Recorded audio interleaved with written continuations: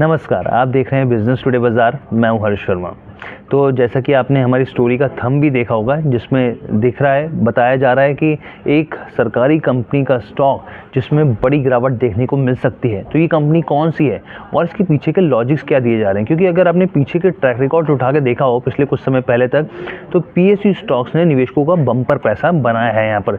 अगर आप PSU index की बात ही करें तो पिछले 6 महीने में करीब 50% का रिटर्न यहाँ पर मिला है यहाँ पर निवेशकों को। वहीं अगर 1 साल की बात की जाए तो निवेशकों को करीब पैसा डबल होता हुआ दिखा है।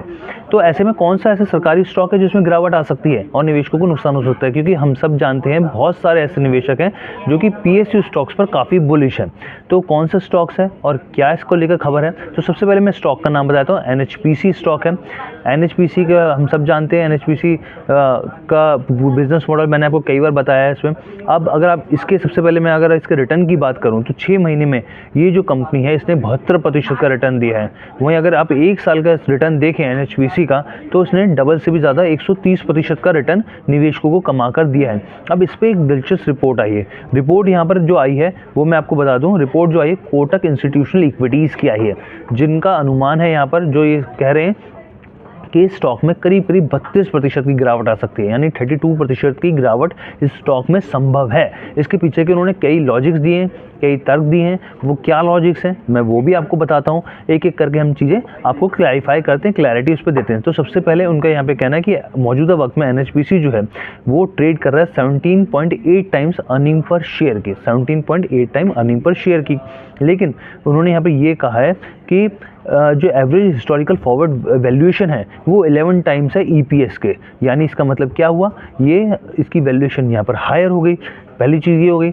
दूसरी चीज़ उन्होंने क्या की है, प्राइस टू बुक वैल्यू की बात करी है। FY25 के एस्टीमेट की बात करी है उन्होंने अर्निंग के हिसाब से, तो वो जो है वो 2.2 टाइम्स दिखा रही है यहाँ पे। लेकिन जबकि कितनी है, 1 टाइम्स अभी मौजूदा वक्त में 1 टाइम है। यानी इसका मतलब ये जो है कि प्राइस टू बुक वैल्यू है वो भी डबल से भी ज़्यादा है। तो ये स्थिति भी क्लियर होगी। यानी इसका मतलब ये हुआ कि अभी जो स्टॉक की वैल्यूएशन है वो ज़्यादा दिख रही है। ये तो यहाँ पर बात हो गई इसकी। अब यहाँ पे बात करते हैं कुछ प्रोजेक्ट्स को लेकर, जिसको लेकर उन्होंने सबसे बड़ी चिंता जताई है। तो जो 2 प्रोजेक्ट हैं यहाँ पर साफ तौर पे। एक तो देखिए यहाँ पर है सुबनसिरी लोअर प्रोजेक्ट की, जो हाइड्रो इलेक्ट्रिक प्रोजेक्ट है जो कि अरुणाचल प्रदेश में है। और दूसरा प्रोजेक्ट है यहाँ पर पार्वती 2, जो कि करीब 800 मेगावाट हाइड्रो पावर प्रोजेक्ट है हिमाचल प्रदेश में। दोनों प्रोजेक्ट्स जो हैं वो एनएचपीसी के पास थे। अब इसको लेकर क्या खबर आई है? इसको लेकर बेसिकली खबर ये है कि बेसिकली कोटक इक्विटीज़ का यहाँ पे कहना है जो प्रोजेक्ट्स हैं वो काफ़ी ज़्यादा डिले हुए हैं, जिसका असर, जिसका इम्पैक्ट यहाँ पर देखने को मिला है। उनका कहना है कि भले ही ये प्रोजेक्ट शुरुआत हो जाए तो उसका थोड़ा बहुत फ़ायदा बढ़ोतरी देखने को मिल सकती है कंपनी को, लेकिन इसके बियॉन्ड सोचना ओवर ऑप्टिमिस्टिक हो जाएगा और उसका फ़ायदा साफ तौर पर कंपनी को मिलता हुआ नहीं दिखेगा। अब उनका यहाँ पर कहना क्या है? उनका यहाँ पर ये कहना है कि सबसे पहली चीज़ कि जो पूरा पीरियड था इसको कंप्लीट करने का प्रोजेक्ट्स का, उसमें काफ़ी देरी हुई है। और उन्होंने ये साफ तौर पे कहा है कि जो पूरा एक डिकेड जो है, एक लंबा टाइम लगा है, और जिससे क्या हुआ है कि 2019 में जो कंस्ट्रक्शन एक्टिविटीज़ थी रिज्यूम भी हुई थी, उसके बावजूद भी उतनी तेज़ी इस प्रोजेक्ट्स के कॉम्प्लिकेशंस में कंप्लीट होने में नहीं देखने को मिली है। इसके पीछे के उन्होंने रीजंस दिए हैं कि डिले के कारण जो है वो फ्लड रहा, डिसरप्शन ऑफ वर्क रहा यहाँ पर, और लोकल्स के साथ एक्टिविटीज़ जो भी रही वो रही, कॉन्ट्रेक्चुअल इशूज़ रहे, ये सारे कारण दिए हैं।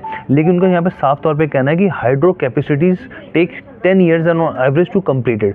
एक 10 साल तक का समय एक एवरेज में लगता है, लेकिन यहाँ पे लंबा समय लिया गया। विच ऑल्सो रेज द, यहाँ पे कंसर्न जो रेज रहा कि वो रहा कि न्यू कैपेबिलिटीज़ जो कंपनीज को मिलने के लिए न्यू कैपेबिलिटीज़ मिल सकती थी। देखिए जाहिर सी बात है, अगर एक प्रोजेक्ट कंप्लीट नहीं होगा तो दूसरा प्रोजेक्ट कैसे मिलेगा? तो ये उन्होंने यहाँ पे एक चिंता जताई है यहाँ पे। इसके अलावा उन्होंने क्या कहा है? उन्होंने कहा है कि जब जो कंस्ट्रक्शन वर्क लंबा गया या प्रोजेक्ट को कंप्लीशन में टाइम लगा, उसका असर किस तरीके से हुआ। कंस्ट्रक्शन कॉस्ट बढ़ी, यहाँ पर टैरिफ बढ़ा न्यू हाइड्रो प्लांट्स के लिए, यहाँ पर जो न्यू हाइड्रो प्लांट्स के लिए यहाँ पर टैरिफ लिया जाता है वो चीज़ें बड़ी एक्सीड हुई। सोलर और कोल टैरिफ जो होता है वो बढ़ता है। दरअसल इसके पीछे की वजह ये है। और इसके अलावा भी उन्होंने ये बोला कि diluting the business case of new hydro capabilities, तो डिल्यूजन भी हुआ है यहाँ पर। तो ये सारी चीज़ें उन्होंने समझाई है यहाँ पर। अगर आप इस स्टॉक की बात करें यहाँ पर, तो देखिए ये एक मिनी रत्न कंपनी है, कैटेगरी में आती है सरकार की, हाइड्रो इलेक्ट्रिक जनरेशन कंपनी है, पानी से बिजली पैदा करने का काम करती है। इसका मार्केट कैप की बात की जाए तो करीब करीब 90,000 करोड़ का है और इसका पी जो है वो 24 के आसपास ट्रेड कर रहा है। अगर आप यहाँ पे इसके दूसरी कंपनीज की बात करें जो कि इसकी पीयर कंपनी है, जैसे एनटीपीसी की बात कर लें यहाँ पे, तो उसका पी 16 के ऊपर है। पावर ग्रिड की बात करें 16 के ऊपर पी है। अडानी पावर की 8 पर पी है। तो ये जो एनएचपीसी है उसके हिसाब से जो 24 का पी है वो ज़्यादा दिखता है। साफ तौर पे कोटक इक्विटीज़ को काफ़ी महंगा स्टॉक दिखता है। इसके अलावा अगर आप यहाँ पर और चीज़ें देखें यहाँ पर कंपनी के हिसाब से, अगर शेयर होल्डर पैटर्न को भी देखें तो प्रमोटर्स की हिस्सेदारी करीब 71% है। एफआईएस की जो हिस्सेदारी है, आप सोचिए मार्च 2021 में करीब 4% थी, लेकिन अब दिसंबर 2023 तक ये करीब 7.5% तक पहुँच गई है। इसमें बढ़ोतरी देखने को मिली है। डीआईज में भी जो घरेलू बड़े निवेशक हैं उन्होंने भी इसमें बढ़ोतरी करी है, तो ये लगातार इसमें बढ़ोतरी देखने को मिली है। तो ये एक स्टॉक था एनएचपीसी जो कि कोटक इक्विटीज़ के रडार पर था। उनका साफ तौर पे कहना है कि इसमें ज़्यादा वैल्यूएशन दिख रही है, महंगा दिख रहा है और इसमें गिरावट देखने को मिल सकती है। खासतौर पर इसका इम्पैक्ट जो है वो इसलिए दिख रहा है क्योंकि जो 2 प्रोजेक्ट थे जिस पर बात की जा रही थी उसका जो कंप्लीशन टाइम है पूरा होने का, उसमें असर देखने को मिला और साथ ही और चीज़ें भी। कैसी लगी आपको ये वीडियो कमेंट करके ज़रूर बताइएगा। बिजनेस टुडे बाजार के साथ जुड़ने के लिए बहुत बहुत धन्यवाद।